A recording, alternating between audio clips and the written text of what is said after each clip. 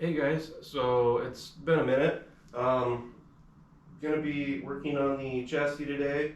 I'm a little hesitant to cutting these off right now because I just need to make sure the axle is square before I start moving stuff around. I might stick the uppers into their existing locations for now, just to force the axle to be square, and then put it up on some jack stands so it stays put.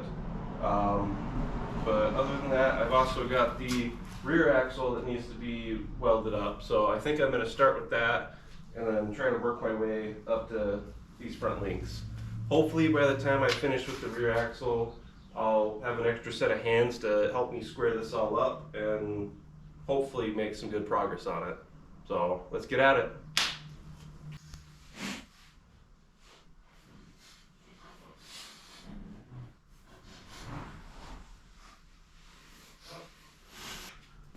Okay guys, so I'm just gonna save you all of the extra work that I'm doing just to get set up. So hopefully you'll be able to see everything set up and ready to go, like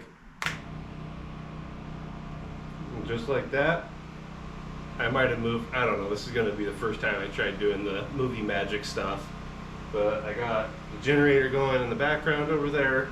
It's all plugged in, ready to go. Got my axle right in front. I'm not sure if you guys can see. I'll go ahead and grab a chair out.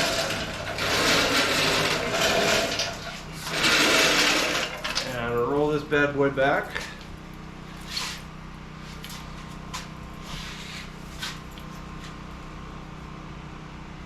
And we should be good to go.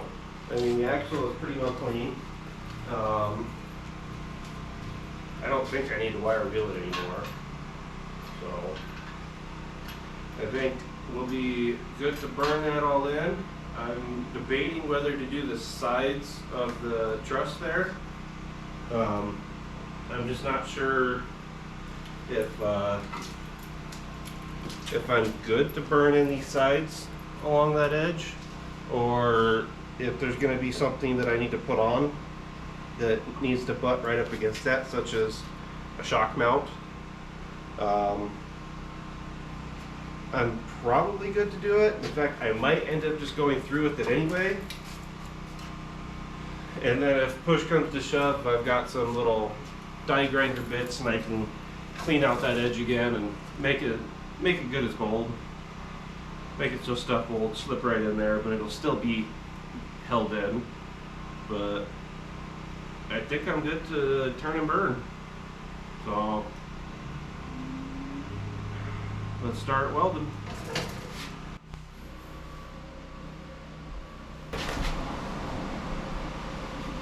Don't forget the gloves.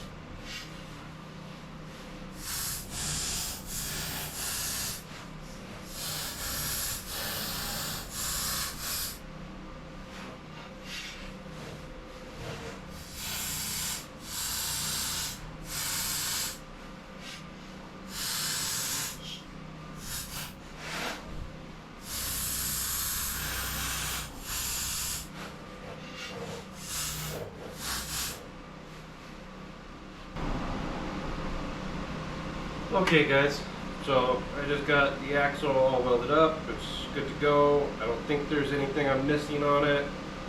I did decide to just go along the actual truss itself on those outer edges. And like I said, if push comes to shove and I actually have to stick something there, I can always take a little die grinder and grind it out, or more ideally move stuff in a little bit and cut down a tab so that it actually goes off of the truss itself. But I don't think I'm going to need to do any shock tabs or anything on the rear axle, since it's got the trailing arm. It's got the two positions for the trailing arm. Ideally, what would happen is I would have to build out an extra support for a bump stop, but I don't think that's going to be a problem right now. And if push comes to shove, I can always move a bump stop inward and angle it so that it hits flat against the existing part of the truss. So we're good on that. It's all welded. It's good as it'll be. I wish I could get weld on the inside of the truss there, but I can't. So it is what it is. It's got to be. I'm gonna roll the axle back under the rear there, let it cool down, and then once it's all cool and good to go, I'm going to reattach it, get my trailing arms on there, get my uppers on there, and then we can move on from there. So let's get back to it.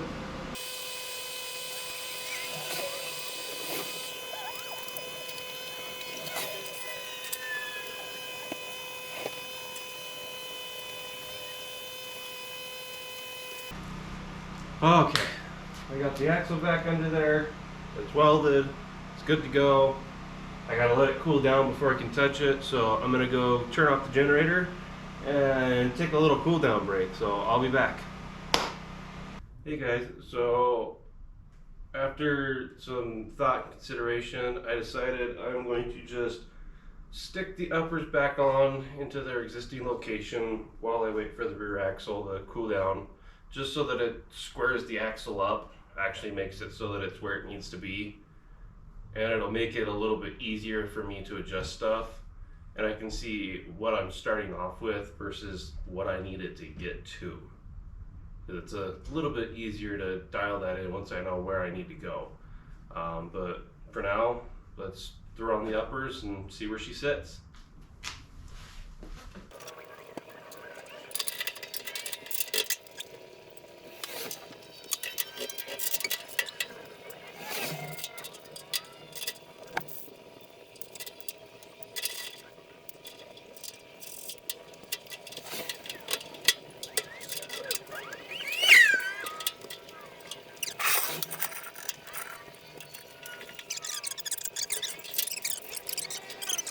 Okay guys, so I got the front end attached.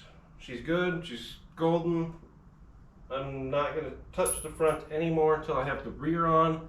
I just checked the rear. It's cool enough. I could probably let it cool down more, but I don't think it's going to since it's in the sun over there. But I'm going to go ahead and attach it, and I will move you guys to a better angle just like that. Okay, let's go ahead and let's grab the uppers this time. I think if I do the uppers first, that'll make my life a little bit less difficult. And I am gonna have to take the uppers back off again because they still haven't been welded up all the way. So there's that.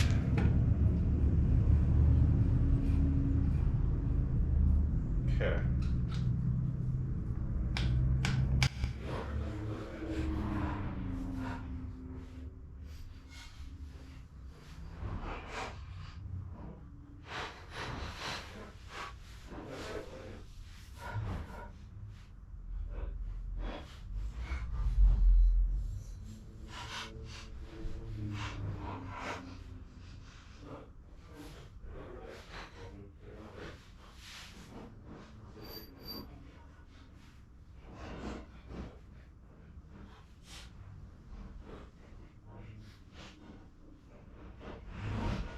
Okay guys, I got the uppers in after a lot of fighting and fussing and some choice words. Uppers for the rear back in. Now to get the trailing arms back attached. And I also have some more work that needs to be done to the trailing arms too. There's supposed to be some magical little side plates that go on this that are supposed to help rigidify it a little bit more, make it look a little bit prettier, just kind of help finish it out. I will say this thing weighs a ton. It's, I want to say, 1/4 inch wall pipe or tubing. It's actual proper DOM tubing with, I think it's 1/4 inch. I'm pretty sure it's 1/4 inch. Yeah, 1/4 inch bracing all the way through, and it's a unit. It's beefy. So time to get this bad boy attached and let the rear kind of self-center a bit. I'm sure you can tell by the sweat pouring down me that it's hot. So yeah, let's get to it.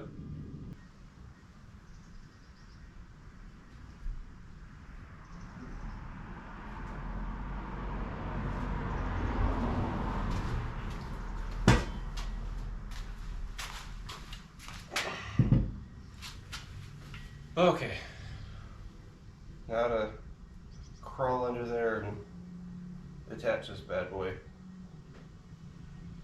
It's gonna be fun.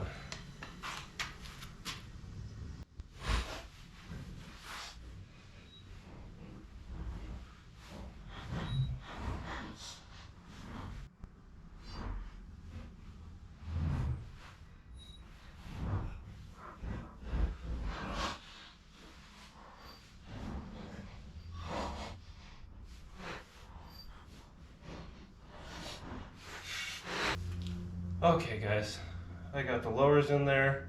It was a little bit of a fight trying to get the links to move over.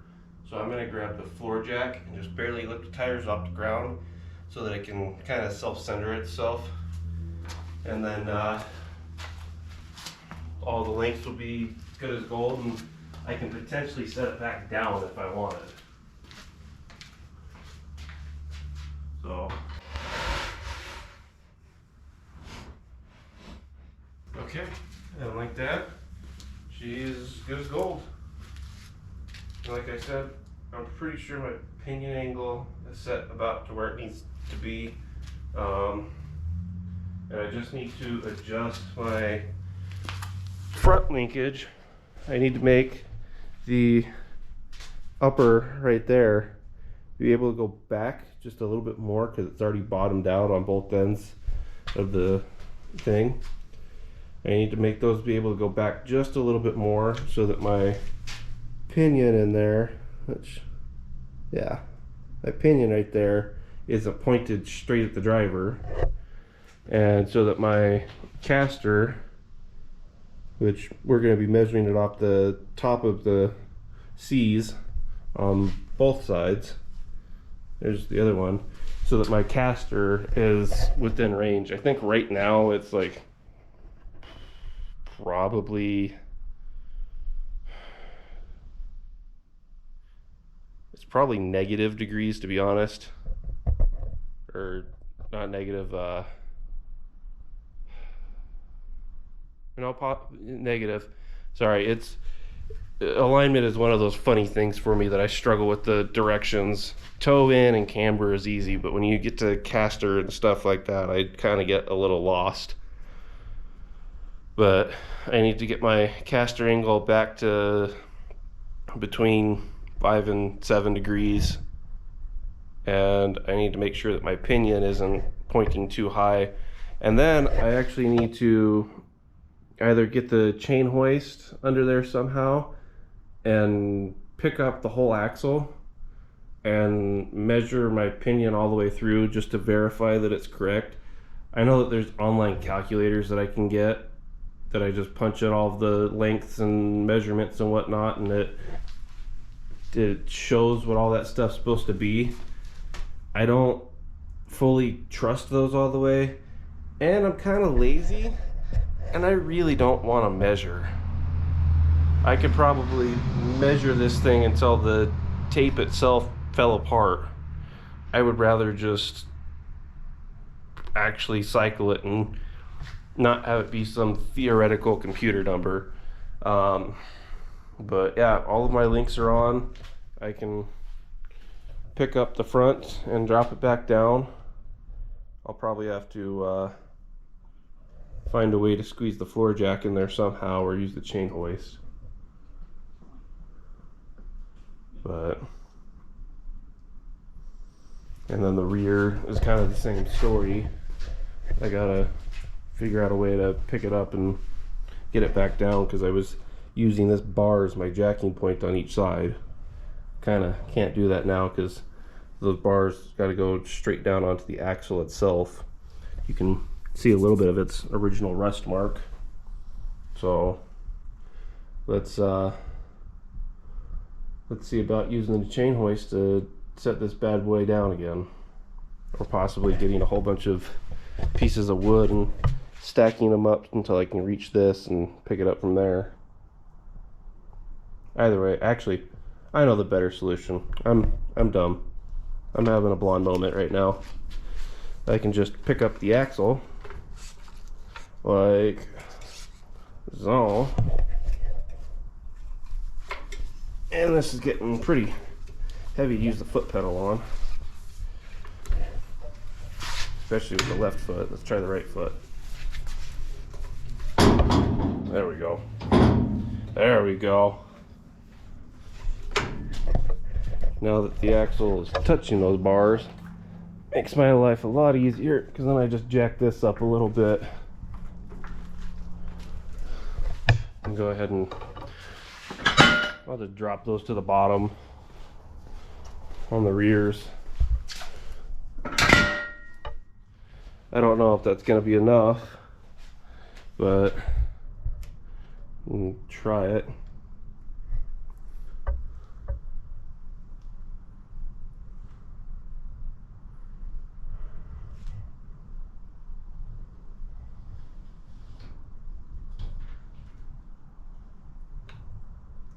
And just like that, the rear is under its own weight again. No more 10-foot gap between the tires and the bars. But now I gotta bring the jack back around front and do the same up here. And it should be rollable again. So let's do that real quick.